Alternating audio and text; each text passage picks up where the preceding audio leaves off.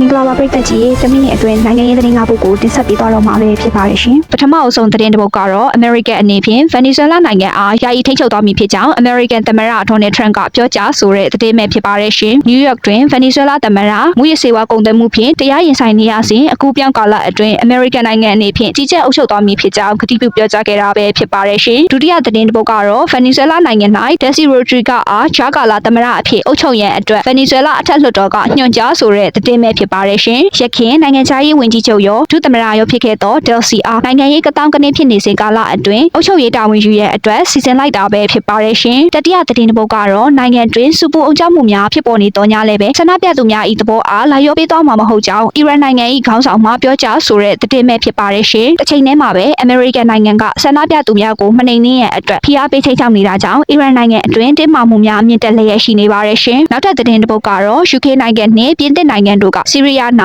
အစ္စလာမစ်စစ်သွေးကြွများလက်နက်တိုးလောင်တိုးဝတ်ထားသည်ဟုတန်တရားရှိသောနေရာသို့ပူးပေါင်းပြီး air strike ပြုလုပ်ခဲ့တဲ့ဆိုတဲ့သတင်းပဲဖြစ်ပါတယ်ရှင်စစ်သွေးကြွအုပ်စုများပြန်လည်ဖြစ်ပွားလာမည့်အရေးအားကာကွယ်ရန်အတွက်ယခုလိုပြုလုပ်ခဲ့တာဖြစ်ကြောင်း UK နိုင်ငံကာကွယ်ရေးဝန်ကြီးချုပ်ကပြောကြားခဲ့ပါတယ်ရှင်နောက်ဆုံးသတင်းတစ်ပုဒ်ကတော့ယီမင်နိုင်ငံတောင်ပိုင်းရှိတီးခြားခွဲထွက်ရေးအုပ်စုများကဆော်ဒီအာရေဗျ၏ပြောဆိုဆွေးနွေးမည်ဆိုသောကမ်းလှမ်းချက်အားကြိုဆိုဆိုတဲ့သတင်းပဲဖြစ်ပါတယ်ရှင်နိုင်ငံတောင်ပိုင်းတွင်ပိုင်နက်နယ်မြေသိမ်းယူမှုများနှင့်စစ်ရေးပုံမှုပြင်းထန်လာပြီးတဲ့နောက်မှာတော့စိတ်ဝမ်းကွဲမှုများရောကြတော့မလားဆိုပြီးမျှော်လင့်ချက်များမြင့်တက်လျက်ရှိနေပါတယ်ရှင်